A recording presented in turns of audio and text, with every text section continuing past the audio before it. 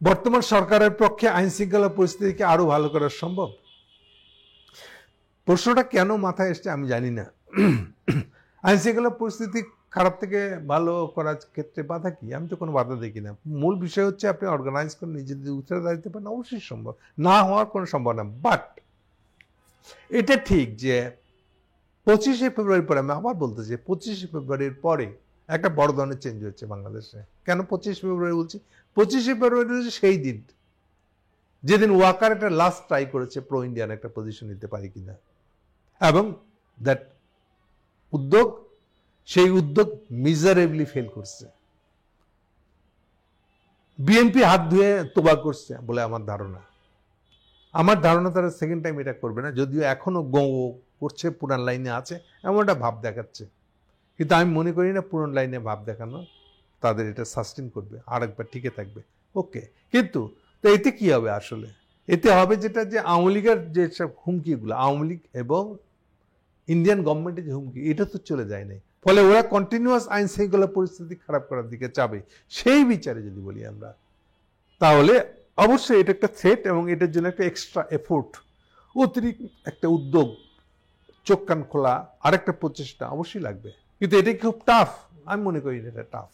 এটা একাগ্রতা থাকলে, গভর্নমেন্টের সুনির্দিষ্ট সিদ্ধান্ত থাকলে এটা অবশ্যই সম্ভব। যদিও আমি আবার বলতেছি যে এই যে আমাদের যারা যারা ফেল করলো, সেই এনিমিগুলো তো এখনো শেষ হয়ে যায়নি। এনিমি নাম্বার 1 বলেছে ইন্ডিয়ান গভর্নমেন্টের ইন্টারভেনশন। নতুন কিছু করার চেষ্টা তারা আবারও করবে। যেমন এখন বলা হচ্ছে যে আগামী, মানে এই মাস তো পড়েই গেছে, এই মাসে বোধহয় বিসিমটেক মানে একটা আঞ্চলিক জোটের, অর্থনৈতিক জোটের একটা মিটিংয়ে সাক্ষাৎ হওয়ার কথা রয়েছে ইন্ডিয়ান প্রধানমন্ত্রী মোদির সাথে আমাদের ইউনূস সাহেবের। এখন এইখানে আমরা একটা ইউনূস গভর্নমেন্টকে একটা বড় ধরনের ধাক্কা দেবো, এই ধরনের রিপোর্ট অলরেডি ইন্ডিয়া থেকে বেরোনো শুরু হয়েছে। হুইচ ইজ অ্যাবসার্ড, বোকার কথা এগুলা, হুমকি আর কি। আপনি কি জন্য কথা ঝগড়া করবেন? ওটা তো একটা আঞ্চলিক জোটের মিটিং, বিসটেকটা। তো আপনি ওখানে গিয়ে ইউনূস সাহেব যদি তার সঙ্গে বাইল্যাটারাল, মানে ওই যেটাকে বলে সাইড লাইনের আলাপ, মূল মিটিংয়ের আলাপ তো না, মূল মিটিংয়ে আপনার পার্টিসিপেট করছেন, কোনো কথাই হয়নি, বাইল্যাটারাল দ্বিপাক্ষিক কোনো আলাপ হয় না, এটা তো খুবই স্বাভাবিক। চীন ইন্ডিয়ার মধ্যে যত ধরনের বিবাদ হয়েছে, কোনো দ্বিপাক্ষিক আলোচনা 5-6 বছর চলে গেছে, কিন্তু স্বাভাবিক এটা। কারণ যেই যৌথ জোটের ভিতরে গেছে ওরা, সেইটা প্রসঙ্গে কথা বলে শেষ হয়ে গেছে মিটিং, এটা তো হতেই পারে, এটি স্বাভাবিক। ফলে এমন তো না জোটে গেলেই দেখা হয়েছে, হাই হ্যালো সালাম, ভালো আছেন, এই বিরুদ্ধে শেষ হয়ে যেতে পারে, তেমন তো কোনো অসুবিধা নেই। তো আরটা হতে পারে যদি এই সমস্যাই থাকে, আমি গেলাম না, আপনি ইউনূস সাহেব না গিয়ে পররাষ্ট্রমন্ত্রীকে পাঠিয়ে দিচ্ছে, এরকম হতে পারে। ফলে এটাও কোনো সমস্যা না আসলে। ফলে এটা হুমকি দেওয়ার কিছু নাই। আর হুমকি দিয়ে কি আপনি আরেকটা ইয়েকে, বাংলাদেশকে কি নামাইতে পারবেন? এটা ইন্ডিয়ান হুমকি অচল, এগুলা দিয়ে কিছুই হবে না আসলে। তো এক্সট্রিম কি হতে পারে তা বললাম আমি আসলে। তো সার কথা হচ্ছে এই যে এগুলা ইন্ডিয়ান একটা হুমকি, ফলে এটার জন্য একটা সাপোর্টোজিভ কাণ্ড করতে পারে, আত্মঘাতমূলক তৎপরতা করতে পারে, আওয়ামী লীগকে দিয়ে করতে পারে। এটা ইনডাইরেক্টলি প্রচ্ছন্নে বিএনপি জামাত নিজেরা করলো না, পিছন থেকে সাপোর্ট দিয়ে করলো, এরকম হতে পারে। সো এগুলা ট্রাই হটবে, এটা তো স্বাভাবিক। অন্তত আরো 3-4 মাস, 6 মাস ম্যাক্সিমাম থাকবে এরকম।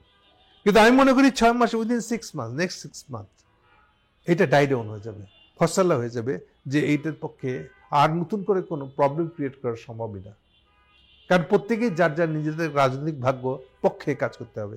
এগুলোর সময় 6 মাসে বেশি আর পাওয়া যাবে বলে আমি মনে করি না। ফলে যারা যারা আইন শৃঙ্খলা পরিস্থিতি ঘটিত প্রবলেম তৈরি করতে পারে, তারা চেষ্টা করবে, আমি মনে করি। 25 ফেব্রুয়ারি হেরে গেছে বলে তারা চুপচাপ বসে থাকবে আমি মনে করি না। তারা আবার চেষ্টা করবে, আবার উদ্যোগ নেবে। কিন্তু অলরেডি 25 ফেব্রুয়ারির পরে আমাদের স্বরাষ্ট্র মন্ত্রণালয় যেই পজিশন নিয়ে ফেলছে, তাতে মনে করি এটা কোনো ব্যাপার নেই, কোনো সমস্যাই না আসলে। তারা স্ট্রং হ্যান্ড, শক্ত হাতে এটা যদি কন্টিনিউ করতে থাকে, অবশ্যই কন্ট্রোলে আনা সম্ভব, এবং আমাদের আইন শৃঙ্খলা পরিস্থিতি ভালো হতে পারে। ফলে আইন শৃঙ্খলা পরিস্থিতি খারাপ হয়ে আছে একেবারে, ব্যাপারটা এরকম না। বোকার মতো শিথিলতা দেখাইলে অবশ্যই খারাপ হবে। কিন্তু আমি মনে করি না যে এটার আন্ডারস্ট্যান্ডিংটা অপরিষ্কার হয়ে গেছে এখনো। আমি মনে করি অলরেডি ট্র্যাকে, রাইট ট্র্যাকে, সঠিক রাস্তায় উঠে গেছে, এটা সদর রাস্তায় উঠে পড়ছে। ফলে এটাকে আপনি এখন চাইলেই আগামী দিনে আরো খারাপ করতে পারবেন, আমি মনে করি না পারবে এটা।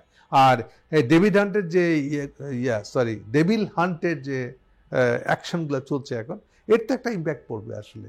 কেন আপনি চাইলেই ওই এলাকায় রুস্তুমি করে পারবেন না, সেটা যদি বিএনপির লোক হয়, চাঁদাবাজি হয়, বা সাধারণ আওয়ামী লীগের অন্য লোককে দিয়ে গুন্ডামি করানোর চেষ্টা করা হয়, এগুলো কোনোটাই আপনি এগুলো করে টিকানো যাবে না আসলে।